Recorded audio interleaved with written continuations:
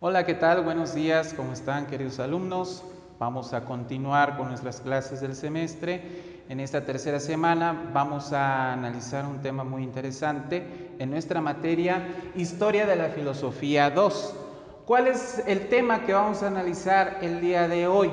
Pues las características de la filosofía de Descartes. ¿Cuáles son estas características? El objetivo es analizar la filosofía cartesiana. ¿Por qué cartesiana? En honor a René Descartes. Vamos a ver cuáles fueron los aportes de este filósofo francés al materialismo. Ya hemos visto en otras ocasiones, en otras sesiones, cómo la filosofía se ha ido desarrollando a lo largo de la historia y comenzamos principalmente en el siglo XVII, cómo ya se hizo esa ruptura entre la filosofía escolástica idealista y la filosofía materialista y dialéctica que hoy en día domina el mundo. Bueno, vamos a recapitular antes de ver la filosofía de Descartes, qué es lo que vimos anteriormente. Analizamos la filosofía de dos grandes pensadores de Inglaterra, que en este caso fueron Bacon y Hobbes. Los dos aportaron bastante al desarrollo del materialismo como filosofía. Por ejemplo, ¿qué nos decía Bacon? La ciencia debe mejorar la calidad de vida. Regularmente en la época en que estaba ya en crisis la escolástica, los científicos escolásticos o los filósofos escolásticos creían que la ciencia solamente era contemplativa, para conocer, para entender el mundo. Mientras que Bacon dice, la ciencia no necesariamente nada más tiene que ser contemplativa, también puede ser un instrumento para mejorar la calidad de vida de las personas. Por eso Bacon consagró su vida a esta tarea. El siguiente punto de su filosofía es la creación de experimentos fructíferos y de experimentos lucíferos. Él decía que estos dos tipos de experimentos son los más comunes dentro del quehacer científico. Él decía que ambos se complementan, no es que nada más se deban de hacer unos y los otros dejarse a un lado. En realidad él decía, ambos son necesarios para que el conocimiento avance y de esta manera triunfe el método científico. Por ejemplo, los experimentos fructíferos, ¿qué es lo que logran?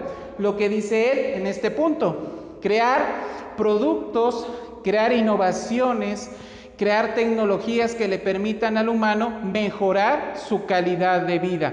Mientras que los experimentos lucíferos lo que nos dan o lo que nos arrojan es claridad sobre las causas de los fenómenos, nos permiten explicar a los fenómenos y también saber cuáles son sus leyes, las leyes que rigen a los fenómenos naturales.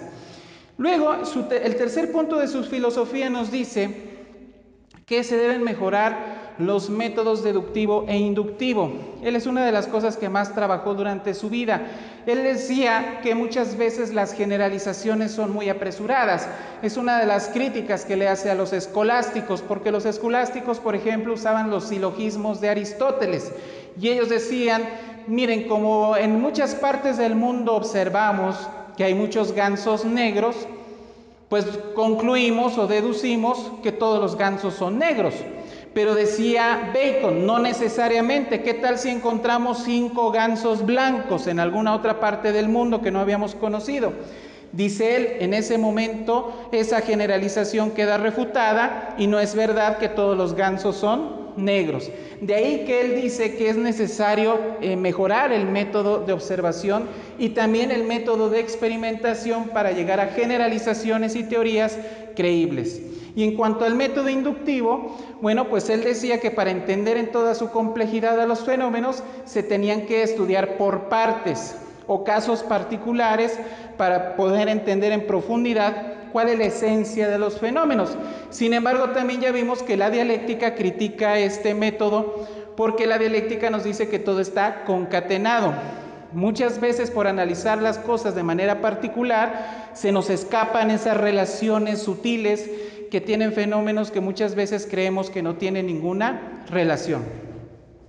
Ahora, en cuanto a Hobbes, él también hace aportes muy interesantes. Él incluso se centra en trasladar los aportes de Bacon, materialistas, a la cuestión social, a la cuestión política. ¿Qué nos dice Hobbes? Que la sociedad y el Estado tienen su origen en las leyes naturales, a diferencia de los escolásticos que decían que Dios nos había puesto en la cabeza la idea de Estado y que de alguna manera mística Dios nos reveló que teníamos que crear el Estado. Nos dice Hobbes, no es así, el Estado surge por el desarrollo mismo de la sociedad y de las leyes de la naturaleza. El hombre es el que crea el Estado por una necesidad material y el hombre finalmente pertenece también a la naturaleza y por eso se atreve a decir que el Estado nace de estas leyes. El segundo punto de su filosofía nos dice, considera que la religión es una invención de la imaginación del hombre. Se podría decir que Hobbes, a diferencia por ejemplo de Descartes, que era dualista, él era ateo, un ateo puro, y él niega la existencia de Dios. Él cree que la religión es un producto de la imaginación. Luego, las ideas son producto de la experiencia, es otro de los puntos de su filosofía. Esto es revolucionario porque también los platónicos, los aristotélicos, algunos que los escolásticos que creían también en Santo Tomás de Aquino, ellos decían que nuestras ideas provienen de Dios, que incluso antes de nacer, Dios ya de alguna manera inconsciente implanta esas ideas y posteriormente las vamos descubriendo a lo largo de la vida. Esa era la teoría escolástica, parecido al mundo de las ideas de Platón. ¿Qué nos dice Hobbes? No, las ideas nacen por nuestro contacto directo con la realidad, por nuestra experiencia. Imaginemos a un hombre primitivo muriéndose de frío en una cueva, allá en el Ártico. Pues no es que Dios le reveló que se tenía que crear un abrigo con la piel de animal de lobo, ¿no? Supongamos. Lo que pasó fue que la misma realidad, el mismo contacto de la realidad le hizo observar, por ejemplo, que los animales sobreviven al frío porque tienen pelaje. Entonces eso le hizo razonar y dijo, ok, lo que necesito hacer es cazar a ese animal, quitarle su piel, construir un abrigo en base a esa piel y de esta manera cubrirme del frío. Y así es como las ideas van surgiendo por el contacto directo con la realidad. Y su idea más interesante, o su aporte más interesante, es su teoría sobre la creación del Estado. Hobbes nos dice que el hombre primitivo vivía en una suerte de anarquía natural, de guerra de todos contra todos. ¿Qué quiere decir esto?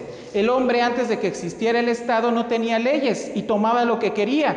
¿Qué dice él? Como el hombre quiere subsistir y quiere reproducirse a lo largo del tiempo, necesita de una institución que le permita garantizar esta sobrevivencia. Por eso crea el Estado, para que el Estado sea garante a través de un contrato social, de la paz social y se acabe con esa anarquía natural y de esta manera las personas cedan parte de su libertad en favor de la colectividad. Por ejemplo, si socialmente acordamos todo un grupo social que el asesinato es un delito y que no debe de cometerse bajo ciertas circunstancias, entonces el individuo tiene que ceder parte de esa libertad para evitar ser sancionado por el Estado porque está violando el contrato social, que en este caso se traduce en la Constitución Política de los Estados Unidos Mexicanos, y está cayendo en un estado de anarquía natural. Esa idea fue totalmente revolucionaria. Nada más que Marx posteriormente critica a Hobbes y dice, ok, esa lucha de todos contra todos no es otra cosa más que la lucha de clases. Y ya después aclara estas ideas de Hobbes posteriormente. Ahora vamos a continuar con el desarrollo del materialismo. Aquí vimos a Inglaterra, pero ahora nos toca ver Francia. Primero comenzamos con Italia, después con Inglaterra y ahora vamos a ver Francia para después ver Alemania en clases posteriores. Uno de los grandes representantes del materialismo francés fue René Descartes. ¿Cuáles fueron sus ideas más rescatables? La primera de ellas nos dice que la existencia tiene dos principios elementales, o el ser tiene dos principios: la substancia inmaterial, que se traduce en la conciencia, en nuestros pensamientos, en nuestras ideas, y la substancia material, que él prácticamente dice que es el cuerpo físico, o él le llama la extensión. Entonces él reconoce esas dos naturalezas, a diferencia de muchos idealistas que ellos pensaban que la realidad material era una ilusión y que en realidad todo era producto de nuestra imaginación o conciencia. Luego su otra idea nos dice que el universo se rige por las leyes de la naturaleza. ¿Qué creían los escolásticos? Pues que el universo se rige por fuerzas místicas, ¿no? Por Dios. Y nos dice Descartes, a pesar de que él sí creía en Dios, dice, sí hay un Dios, pero ese Dios crea leyes en el mundo material y los fenómenos se rigen por esas leyes. No es de que todo el tiempo Dios esté manipulando las cosas de alguna forma, sino que Él crea las leyes para que la misma materia vaya actuando por esas mismas leyes para que surjan o sucedan las cosas dentro del universo. Después, su otra idea importante nos dice que el pensamiento es lo único cierto. Y ahí de ahí surge la duda metódica. Él decía, si pienso, luego existo. Cogito ergo sum, en latín. Les voy a explicar qué es a lo que él se refería. Él decía, darnos cuenta de la existencia puede ser algo difícil, porque probablemente mi cuerpo físico sea una ilusión de un genio, es lo que él decía. A lo mejor un genio, un espíritu, un demonio, no un espíritu chocarrero me hace pensar que tengo un cuerpo cuando en realidad es una ilusión. Sin embargo, él decía, hay algo que es cierto, que es indudable, nuestro pensamiento. Si nosotros estamos pensando, eso ya nos da un indicio de que existimos. Y si nosotros dudamos de todo, incluso de la existencia de la materia, eso a mí ya me hace pensar que pienso, ¿sí? Por repetitivo que suene, es decir, estoy dudando de que el mundo material existe. Sí, pero la duda es un producto del pensamiento. Y entonces decía René Descartes, bueno, si me doy cuenta que pienso porque estoy dudando, por lo tanto existo, porque el pensamiento indudablemente es algo que no se puede negar una vez que yo percibo que estoy dudando y estoy pensando. Por lo tanto, él decía, si pienso, quiere decir que existo, ¿verdad? Pero él decía, a pesar de ello, que el cuerpo material podría ser una ilusión. Por eso se puede catalogar su filosofía como dualista, pero también de alguna forma como idealista, por lo menos en este punto, nada más que su idealismo no es como el de la mayoría, que dicen que el mundo material lo creamos a partir de nuestra percepción, de nuestra conciencia, de nuestra imaginación, de nuestros sueños. No, lo que él decía es, lo único cierto es el pensamiento, y el pensamiento o la razón es lo que nos permite descubrir la verdad del mundo material, del mundo exterior. De ahí que posteriormente su filosofía se desarrolla de manera más profunda y llega a su teoría de la deducción más la intuición. Él decía, la capacidad deductiva de una persona, que parte de aquí del pensamiento, del razonamiento y de intuición, que yo intuyo que ciertas cosas pasan en el mundo, me llevan a la razón. Y la razón es lo que me va a permitir a mí descubrir el conocimiento del mundo natural. Por ejemplo, yo digo, bueno, ¿por qué llueve? Dudo, ¿no? Estoy empezando a dudar. Digo, ¿lloverá por causa de un ser supremo o lloverá por algún procedimiento natural? Tengo que investigar. Entonces empiezo a razonar. Bueno, yo veo, por ejemplo, que cuando llueve, una vez que termina la lluvia, el agua se evapora y sube al cielo. ¿No será que esa agua misma que sube al cielo después se condensa en nubes y esas nubes después se precipitan otra vez en agua? Y de ahí surge la idea del ciclo del agua, a partir de la observación, de la deducción, de la intuición y del razonamiento. Finalmente, podemos decir que Descartes, su trabajo científico y filosófico, permitió hacer grandes descubrimientos en la geometría. Él introduce el concepto de función dentro de la geometría que él desarrolló. También él hace descubrimientos en la óptica y también hace descubrimientos en la física del movimiento de los cuerpos y de su velocidad. Y él también es partidario, y de ahí que es también un aporte a la dialéctica, de que todo está en constante movimiento, que todo se mueve en el universo.